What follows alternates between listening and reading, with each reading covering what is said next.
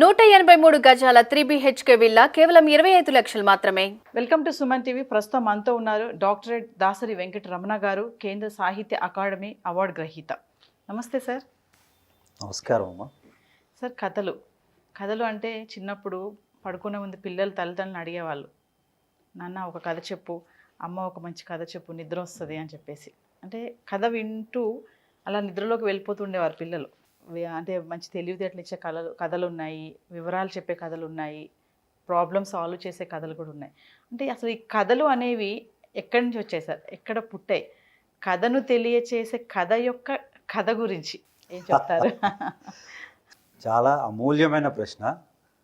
బహుశా సాహితీ చరిత్రలో ఇంతవరకు ఎవరు కూడా అడగని ప్రశ్న ఇది. కథ ఎక్కడి నుంచి వచ్చింది, కథ యొక్క కథ. అంతే కదా సార్. మీరు ఇందాక చెప్పారే నాన్నమ్మలు, అమ్మమ్మలు, తాతయ్యలు అని. క్లాస్లో టీచరు కథలు చెప్పండి అని అంటే పిల్లలు చెప్తూ ఉంటారు. ఈ కథలు ఎక్కడివి అంటే మా అమ్మ చెప్పింది, మా అమ్మమ్మ చెప్పింది, మా తాతయ్య చెప్పాడు, మా అమ్మమ్మ చెప్పింది, ఇట్లా రకరకాలుగా చెప్తారు. సరే, మనం అలా తవ్వుకుంటూ వెళ్తే ఈ కథలు ఎక్కడివి అని అంటే ఇదమిద్దంగా సరిగ్గా ఈ కథ ఇలా పుట్టింది, ఈ కథ అనేది ఇలా పుట్టింది, ఫలానప్పుడు పుట్టింది అనేటువంటి చారిత్రక ఆధారాలు ఎక్కడ లేవు.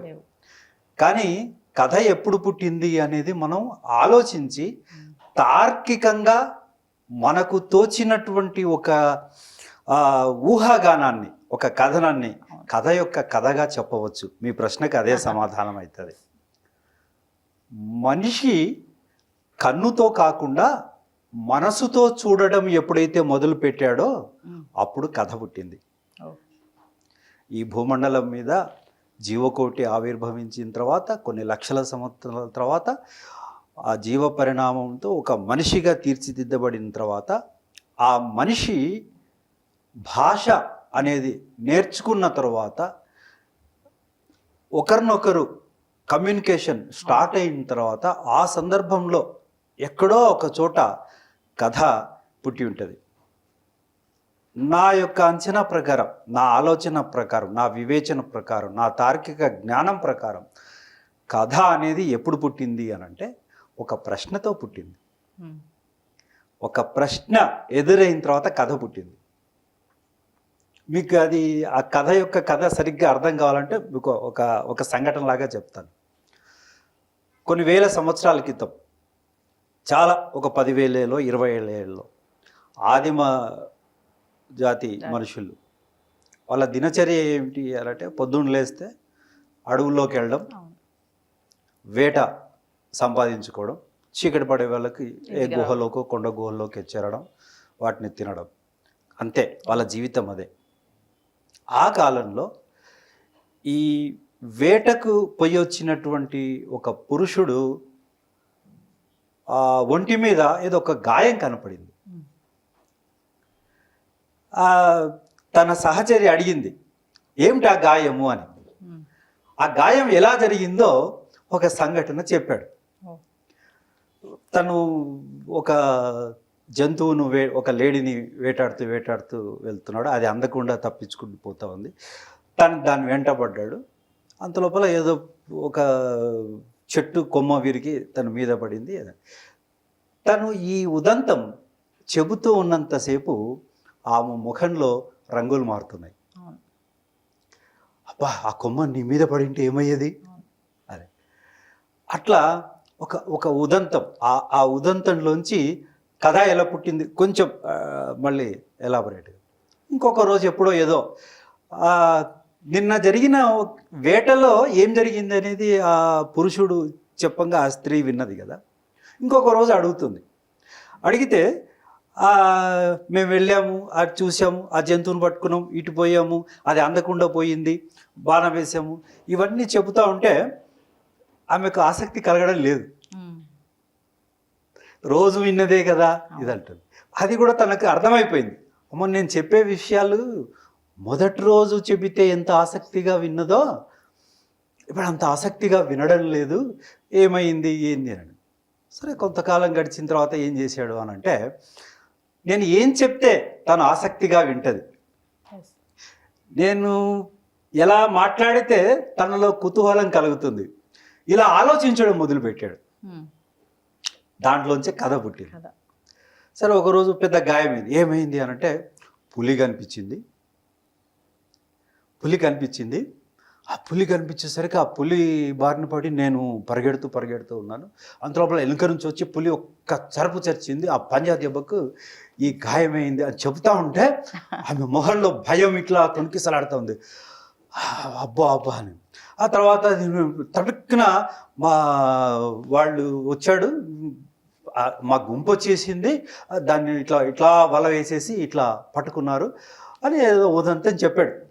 ఆ చెప్పిన తర్వాత తను వింటున్నంతసేపు చాలా ఆసక్తిగా, కుతూహలంగా, భయంగా, అంటే అన్ని రకాలటువంటి భావాలు ఆ ముఖంలో పలుకుతున్నాయి. అది చూస్తే ఇంకా చెప్పబుద్ధి అవుతుంది. జరగనిది ఏదైనా ఉంటే అది జరిగినట్టుగా చెబుతాము అనేటువంటి ఒక ఆలోచన వచ్చింది వీడికి. అప్పుడు కథ పుట్టింది. చెప్పాడు, రోజు ఒక పులి వచ్చింది, అది నాకు వచ్చి ఇట్లా మీద పడ్డది, ఒక్కసారిగా నేను ఇట్లా తప్పుకున్నా, అది ఇట్లా దూకి కింద పడ్డది. కింద పడ్డ తర్వాత నేను లేచాను, నేను కత్తి తీసుకొని డొక్కలో ఒక్కసారిగా ఇట్లా పొడిచేశాను, అది గిల తట్టుకుంటూ పడిపోయింది అని చెప్పడం మొదలుపెట్టాడు. పడిపోతే చంపేశావా అని అడిగింది. చంపేశాను అన్నాడు. అన్న తర్వాత ఏది చూద్దాం, ఆ పులిని తీసుకొచ్చావా అనేసరికి వీడి గొంతులో ఎలక్కాయ పడింది. ఇప్పుడు తను ఏదన్నా చెబుతూ ఉన్నప్పుడు అది అబద్ధము అని తెలిసినప్పుడు, అవతల వాళ్ళ యొక్క ప్రశ్నకు సమాధానం మన దగ్గర లేదు అని తెలిసినప్పుడు, మాట్లాడుతున్న వ్యక్తి యొక్క గొంతులో వెలక్కాయ పడినట్టుగా గాద్గతికమై మాట బయటికి రాదు. అబద్ధం చెప్పడం చాలా కష్టమే. సరే తీసుకురాలేదు, సరే ఈసారి తీసుకొస్తలేదు చెప్పడము ఏదో అప్పటికప్పుడు దాటేశాడు. అట్లా జరిగిన విషయాలను జరిగినట్టుగా ఒక సంఘటన ఏదన్నో మనం అవతల వ్యక్తికి చెబుతూ ఉన్నప్పుడు మామూలుగా సాదాసీదగా ఉంటే అంతగా ఆసక్తి ఉండదు. దాంట్లో కొంత కల్పన. మనం ఆహారం తినేటప్పుడు ఉప్పు వేసుకుంటాం, మసాలా దినుసులు వేసుకుంటాం, అప్పడాలు చేరుస్తాం. ఇవన్నీ ఎలాగో ఒక ఉదంతాన్ని చెప్పేటప్పుడు అలాంటివన్నీ అలా పనికొస్తాయి. రకరకాల కథలు పుట్టాయి, హాస్యాస్పదమైన కథలు పుట్టాయి. ఇప్పుడు ఉదాహరణకి సామెతలు పుట్టాయి. అదిగో పులి అంటే నేను చూశానురా పులి, ఇదిగో తోక అని అంటారు. అట్లాగే రాను ఏమవుతుంది అని అంటే, నువ్వు అడిగావు కదా పులిని తీసుకురాలేదని, చాలా బరువుగా ఉంది, తీసుకురావడానికి వీలు కాలేదు, ఇదో పులి తోక తీసుకొచ్చాను నేను అంటే. తోక ఎందుకు తీసుకొచ్చావు, తల తీసుకురాకపోయావు అంటే, తల అది వరకు ఎవడో తీసుకుపోయాడు. అదొక హాస్యాస్పదమైనటువంటి ఉదాంతం. ఇలా తను చూసిన సంఘటనలు కానీ, తనకు జరిగినటువంటి అనుభవాల్ని కానీ అవతల వాళ్ళతో పంచుకోవడము అనేటువంటి ఒక పద్ధతి ఎప్పుడైతే మొదలైందో ఆ రోజు నుంచి మనకు చరిత్ర దొరుకుతుంది. అంతకుముందు లేదు, చరిత్ర అనేది లేదు. చరిత్ర అంటే మన ఈ పరిశోధకులు ఫలానా వస్తువు వెలికి తీసి ఇది ఇన్ని సంవత్సరాల క్రితంది అంటున్నారు. ఇలా జరిగి ఉండొచ్చు అనేటువంటి చరిత్ర మనం తోకోవడానికి వీలవుతుంది. కానీ ఒక మనిషి యొక్క సామాజిక జీవితం గురించి, ఒక మనిషి యొక్క మానసిక తత్వం గురించి మనకు చరిత్రలో తవ్వుకుంటే, ఇలా మనిషి భాష వచ్చిన తర్వాత, ఊహ తెలిసిన తర్వాత, తనకు జరిగినటువంటి సంఘటనలు కానీ, తను చూసినటువంటి సంఘటనలు కానీ అవతల వ్యక్తికి చెప్పేటువంటి సందర్భంలో మాత్రమే కథలు ఇలా పుట్టాయి. మనిషి ఆ విధంగా చెప్పే అలవాటు చేసుకున్నాడు కాబట్టి మనం ఇంత చరిత్రను మనం ఈ కాలం లెక్కించుకోతగినాం. ఈ సందర్భం వచ్చింది కాబట్టి మనం ఒక మాట చెప్పుకోవాలి. ఇలాంటి ప్రతి వ్యక్తి జీవితంలో కూడా తన జీవిత కాలంలో చూసినటువంటి అనేక సంఘటనలు తన మస్తిష్కంలో నిబిడీకృతమై ఉంటాయి. అవి ఒక కథలు కావచ్చు, సంఘటనలు కావచ్చు, ఏమైనా కావచ్చు, అవి తనతో పాటు అంతరించిపోయే ప్రమాదం ఉంది. కానీ వాటిని అవతల వాళ్ళకి చెబుతూ ఉంటే అవి అనుసృతంగా ఒకరి నుంచి ఒకరికి ఇలా ఎప్పుడో కొన్ని వేల ఏండ్ల క్రితం కథ కూడా మనకి ఈరోజు కనపడుతున్నది అని అంటే ఏమిటి అని అంటే, ఒక మనిషి అవతల మనిషికి కథ చెబుతూ ఉన్నప్పుడు అవతల వ్యక్తి మొహంలో కనబడేటువంటి ఆ రంగులు మారే అటువంటి ఆ భావాలు, ఆ ఉత్సుకతోటి అలా చెప్పడేటువంటి ఒక తత్వం మనిషిలో ఉంది కాబట్టి కథ మనకు అనేక కథలు ఇంతవరకు చేరాయి. కానీ అన్ని కథలు మన దాకా వచ్చాయా అంటే మనం దానికి గ్యారెంటీ ఇవ్వలేం. పూర్వకాలంలో పెద్దలు చెప్పుకున్నటువంటి కథలన్నీ కూడా చేరిస్తే ఒక 10% కూడా మనకిప్పుడు ఆ కథల్ని సేకరించలేము. ఇప్పటికీ కూడా చాలా కథలు ముసలి వాళ్ళలో అట్లా అంతరించిపోతున్నాయి. ఈ విషయంలో చాలామంది చాలా ప్రయత్నాలు చేశారు. ఇలాంటి కథలు అంతరించిపోకుండా కథల్ని సేకరించే ప్రయత్నం చాలా చేశారు. నేదునూరి గంగాధరం గారని, ఆ తర్వాత పులికొండ సుబ్బాచారి గారని, తర్వాత తిరుమల రామచంద్ర గారు, తర్వాత మన కసిరెడ్డి వెంకటరెడ్డి గారు, ఈ విధంగా ఆ కథల్ని సేకరించేటువంటి పని డాక్టర్ వెలగా వెంకటప్పయ్య గారు మన సేకరించి వాటిని అచ్చరీకరించి ముందు తరాల వాళ్ళకు భద్రపరిచి ఇవ్వాలి అనేటువంటి ఉద్దేశంతో జానపద కథలను అట్లా సేకరించారు. అయితే మనం ఇంతకుముందు కథ యొక్క కథ చెప్పుకొని మనం జానపద కథల్లోకి వెళ్ళాము. అయితే ఆ జానపద సారస్వతం అనేది అమేయం, ఇంత అని మనం లెక్క కట్టలేం. మనకు దొరికింది కేవలం తక్కువ మాత్రమే. ఇప్పటికైనా కూడా ఆ యొక్క పెద్దవాళ్లలో వాళ్ళ మనస్సులో నిక్షిప్తమై ఉన్నటువంటి ఆ కథల్ని వెలికి తీసి అక్షరీకరించి ముందు తరాల కోసం భద్రపరిచేటువంటి అవసరం చాలా ఉంది అనేటువంటిది నా ఉద్దేశం. ఇది ఒక కథ యొక్క కథగా మనం చెప్పుకోవచ్చు. ఓకే సార్, చాలా బాగా చెప్పారు కథల గురించి. కథ యొక్క కథ అసలు అంటే ఒక ఊహ. మీరు కథ యొక్క కథ అని అడిగారు కాబట్టి ఆ కథ ఇలా పుట్టి ఉండొచ్చు అనేటువంటిది ఒక ఊహ. అంటే కథ చెప్పేటప్పుడు అవతల వ్యక్తిలో మార్పులు అంటే ఊహించుకుంటున్నారు అనమాట ఆ కథని, అంతే కదా. ఇప్పుడు పులి వచ్చింది అంటే అమ్మో పులి వచ్చిందా అని చెప్పి ఆ ఊహ.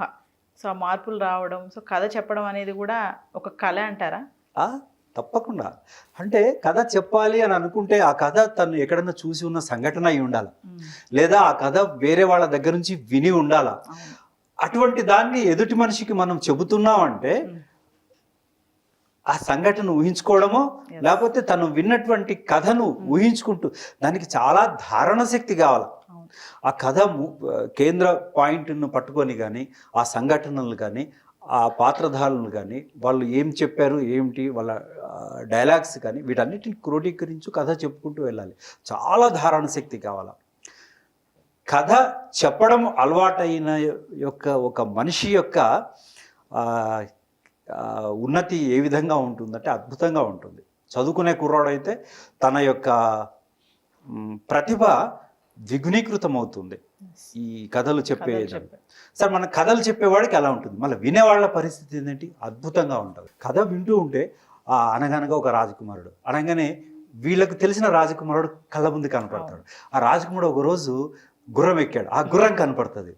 గుర్రం ఎక్కి అడవిలోకి వెళ్తూ ఉన్నాడు అంటే అడవిని ఊహించుకుంటారు. అడవిలోకి వెళ్తా ఉంటే అంతలోపల ఒక పులి గాండ్రింపు వినపడ్డది అనగానే పులిని ఊహించుకుంటారు వీళ్ళు. ఆ గాండ్రింపు వినవచ్చి దిశగా ఈ రాజకుమారుడు చూశాడు అంటే పులి ఇలా వచ్చింది, వీళ్ళ అంబులు తీశాడు అంటే వీళ్ళ కళ్ళ ముందు ఆ యొక్క కథనం దృశ్యమానం అవుతుంది. కాబట్టి పిల్లల్ని ఏ టీవీనో సినిమాల్లో చూపించే బదులు కథలు చెప్పడం ద్వారా వాళ్ళ బుద్ధి వికసిస్తుంది అన్నది నా కంక్లూజన్. నమస్తే సార్, థ్యాంక్ యూ.